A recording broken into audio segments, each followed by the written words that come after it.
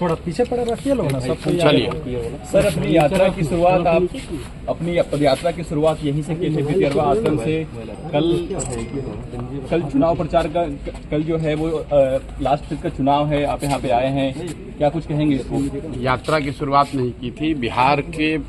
बिहार में बदलाव के लिए, बिहार में सुधार के संकल्प की शुरुआत इसी आश्रम से, इसी परिसर से हुआ था और आज उसका एक चरण पूरा हो रहा है। करीब 3 वर्ष उस बात को हो गए और 3 वर्ष में जो कुछ भी हो सका है, प्रयास किया है कि ईमानदारी से, शुद्धता से, जिस ईमानदारी और शुद्धता की बात करके इस आश्रम से इस अभियान की शुरुआत की गई थी, उस ईमानदारी और शुद्धता को बनाए रखने का पूरा प्रयास किया है और यकीन है कि बिहार की जनता इस बात को देखेगी, समझेगी और आने वाले समय में अपने बच्चों के लिए, अपने इस राज्य के लिए, अपने समाज के लिए जाति, धर्म, पैसे के लालच से ऊपर उठकर लोग अपने बच्चों के बेहतरी के लिए, उनके भविष्य के लिए, अच्छा समाज का निर्माण के लिए लोग उस तरीके से वोट देंगे।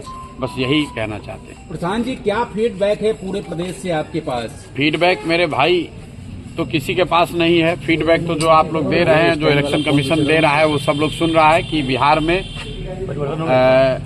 पहली बार आज़ादी के बाद बिहार के इतिहास में सबसे ज़्यादा वोट पड़ा है और ये अपने आप में एक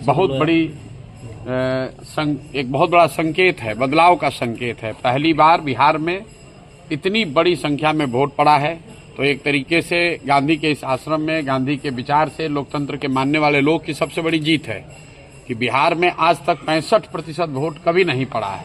तो हम लोग का ऐसा मानना है कि ये 65% वोट बिहार में बदलाव का वोट है। 14 तारीख से बिहार में एक नई व्यवस्था बनाने के लिए वोट है।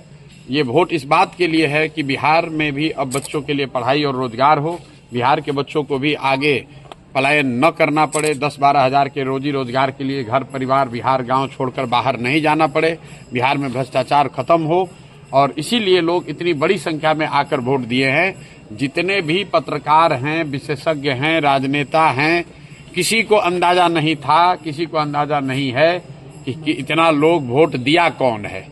और जो लोग ये दावा कर रहे हैं कि वोट किसको पड़ा है, उसको जब ये ही नहीं पता है कि वोट पड़ा कितना है, उस दिन 3 बजे तक, 4 बजे तक, जब तक इलेक्शन कमीशन ने डेटा नहीं जारी किया है, चुनाव के प्रतिशत के आंकड़े जारी नहीं किए, तब तक लोगों को ये भी नहीं पता था कि वोट कितना पड़ रहा है। लेकिन लोग टीवी पर, यूट्यूब पर आकर बड़े बड़े बयान दे रहे हैं कि वोट किसको पड़ रहा है। भाई, जब तुम्हें यही नहीं पता है कि कितने लोग वोट दे रहे हैं, तो ये कैसे पता चल रहा है कि वो व्यक्ति किसको वोट दे रहा है? इसलिए ये लोकतंत्र का पर्व है चुनाव। 14 तारीख को परिणाम आने दीजिए, आपको दिखेगा बिहार में देश का राजनीतिक इतिहास लिखा जाता हुआ दिखेगा। जिस तरीके से चंपारण के इसी धरती से गांधी जी ने स्वतंत्रता की लड़ाई में एक नया इतिहास रचा था, एक नया सूत्र दिया था, एक नया हथियार दिया था, उसी तरीके से हम लोग का विश्वास है कि गांधी के भितिहरवा आश्रम से जो जन स्वराज का अभियान शुरू हुआ है, वो न सिर्फ बिहार में बल्कि बिहार के बाहर भी 14 तारीख को जब परिणाम आएंगे तो लोग एक इतिहास, नया इतिहास रचा जाता हुआ देखेंगे। सेकंड चरण में, फर्स्ट चरण वाला ट्रेंड